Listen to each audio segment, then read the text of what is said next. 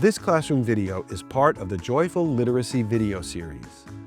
Joyful Literacy is a culturally and linguistically sustaining, inclusive, and whole child approach to early literacy that integrates creativity and playful learning with evidence-based literacy strategies.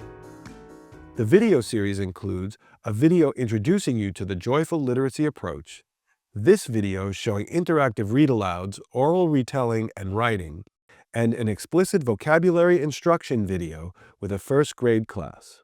The Joyful Literacy book kit you'll see in action features a book called María Mariposa, written by Carla Arenas Valenti and illustrated by Ana Ramirez Gonzalez, which is about a child who is filled with beautiful memories of her home in Mexico. When everything in her new school is different, including the language people speak, Maria loses confidence and she wonders if she'll ever feel like she belongs. She learns to confront her difficult feelings and celebrate the magic inside her. You will see interactive read-aloud and oral retelling lessons that prepare children for writing. First, you will see Read Aloud 1 from day 1 of the María Mariposa book kit. When the teacher introduces the book and asks on-the-surface or literal comprehension questions, this helps the children become familiar with the story and prepares them for deeper discussions. Then you will see the Day 2 lesson Read Aloud, when the teacher engages the students with below-the-surface or inferential comprehension questions about the story. Next, you'll see Days 3 and 4 of the lesson sequence, where the teacher guides the children to orally retell the story and then facilitates a shared writing experience to jointly reconstruct the story. This 5-day sequence is designed to scaffold children's independent writing of the story and support their overall writing development. As you watch the Day 1 Read Aloud, notice how the teacher introduces the book and asks basic on-the-surface comprehension questions about the characters, setting, and events in the book. Also, notice how the teacher pauses at strategic points to explain new vocabulary and poetic language, all while modeling enthusiastic reading. María Mariposa. Now, what does mariposa mean again? Butterfly. Shout it out at me, tell me. Butterfly.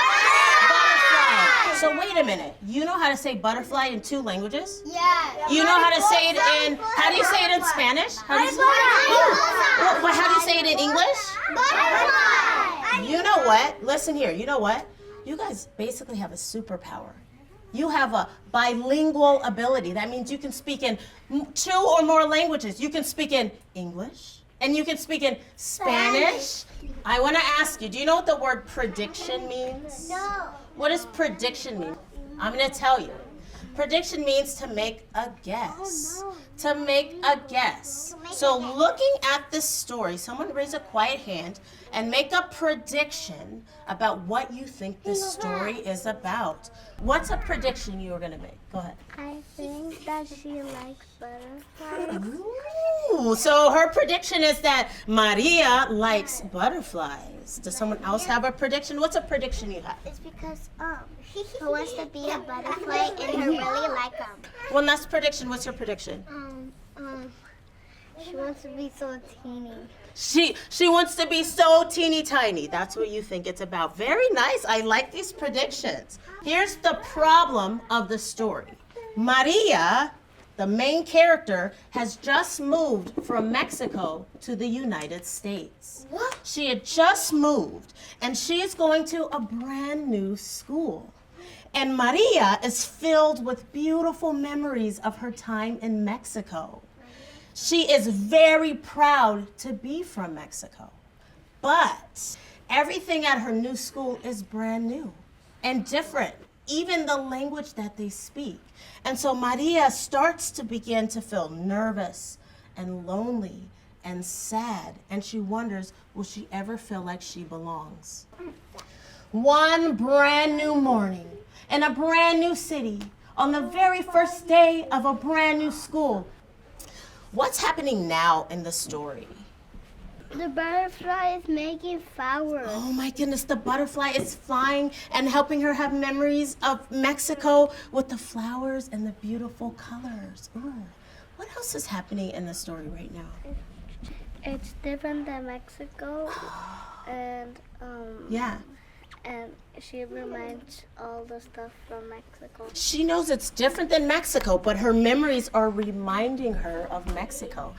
But then the big yellow school bus arrived. Maria felt a little nervous. She fluttered her wings to make sure they were still there. Buenos dias, she said. Good morning, the friendly driver replied. It said she's feeling a little nervous. She's feeling a little nervous. What's the word nervous mean? Scared. Scared, right? A little worried and scared. So a little nervous, but it can also be like shy and worried. So she's feeling a little nervous. Why do you think she's feeling nervous? Because she's going to a new school.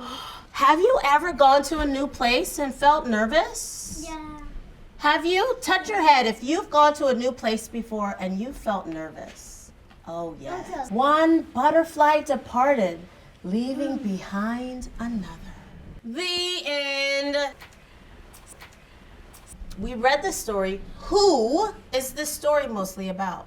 María Mariposa. Who is it about? María Mariposa. Ah, you're right. It was about María Mariposa. Here's my next question that you're going to talk with your partners about, okay? Where does the story mostly take place? Okay, turn to that partner. She went to school. She went to school that it was different. And she goes to a new school. Where does the story mostly take place? When she moves to America. Oh, when she moves to America? Does someone else want to add to that? Maybe to the school. So she moved to America, and at the school, were there other places where it took place? The park. At the park? Yes. So this story mostly took place in the United States and at her school. But we also saw her go home and to the park. Okay.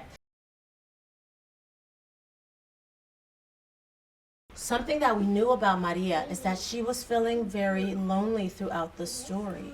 So the next question that you're going to chat with your group about is, why did Maria feel lonely at her new school? When you're talking, I want you to use this sentence frame. Maria felt lonely because, and then you'll fill in the blanks with your own ideas. So when you're talking to your partner, you're going to say, Maria felt lonely because, and then fill in the blank. Was sad because her didn't have a friend and they laughed at the class. No, too. When they were laughing at her, the girl that didn't laugh was feeling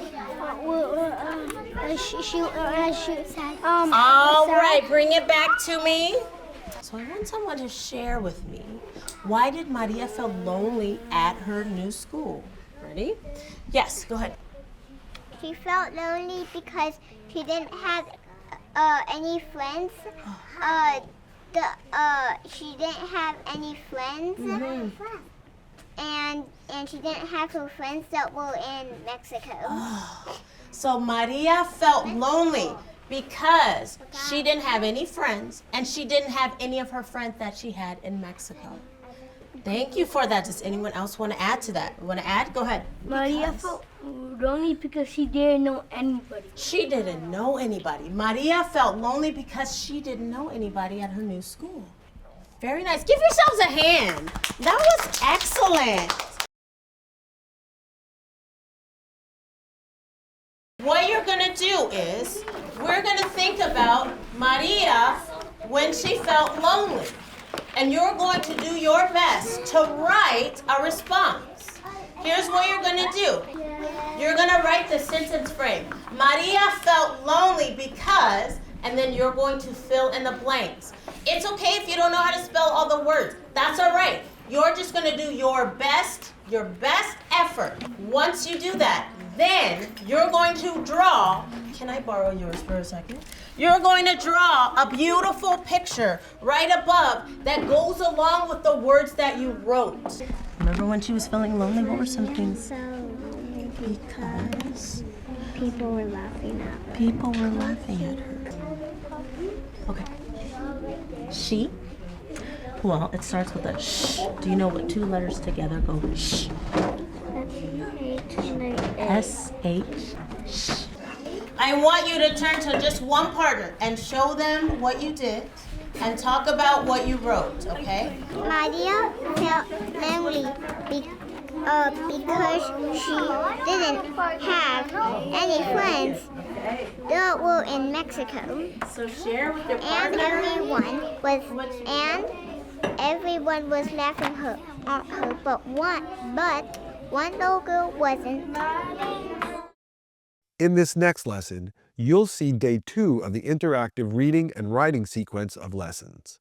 Now that the children have a basic understanding of the story, the teacher can ask more complex below-the-surface comprehension questions, which support the children to make inferences based on evidence from the text.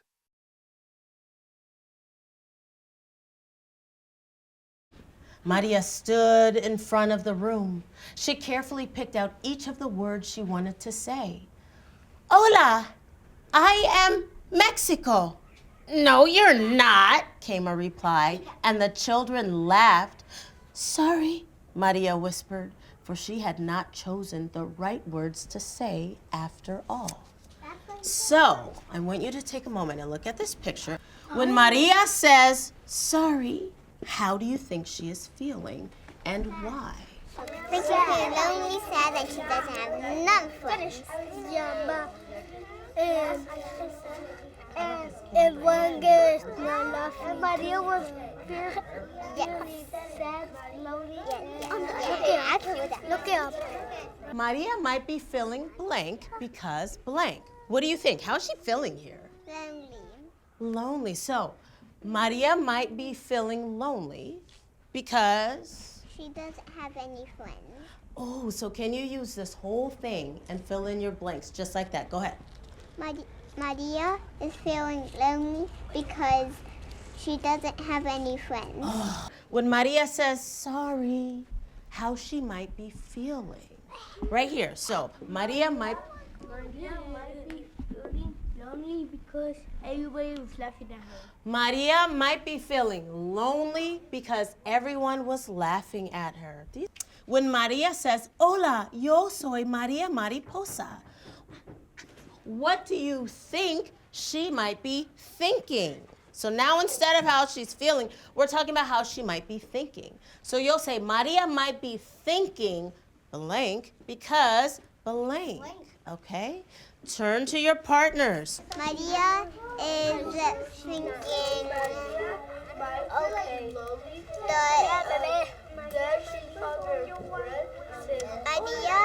is shy. Maria, I think, she wanna be. She wants She wanna be friends with her. Start us off. Maria might be thinking. Maria might be thinking, I'm happy because she finally got a new friend and she can finally play with her friend and now when she goes to school she can finally play with someone on the park. Did you hear all those details? So, Maria might be thinking happy thoughts because she finally found a new friend and she can play with that friend on the playground. Is that what you said? I think I got that all. Very nice.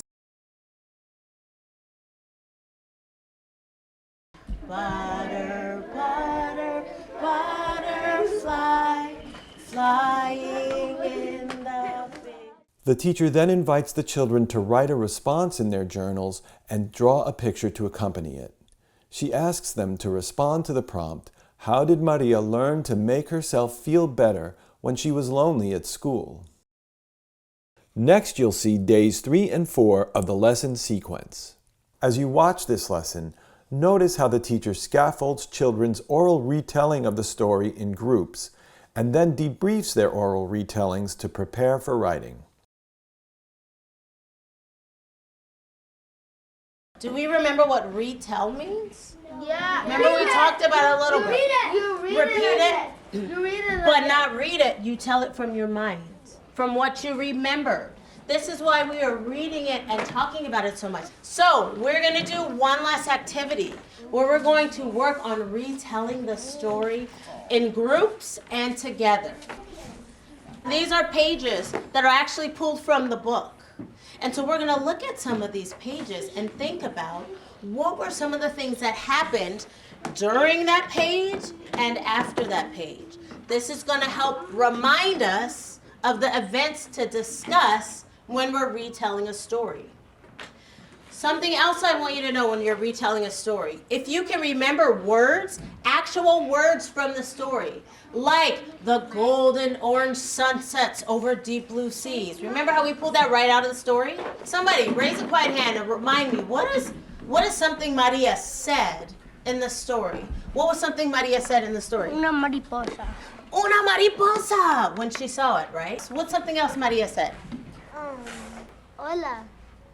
Yo soy from Mexico. Aha, hola, I am Mexico, right?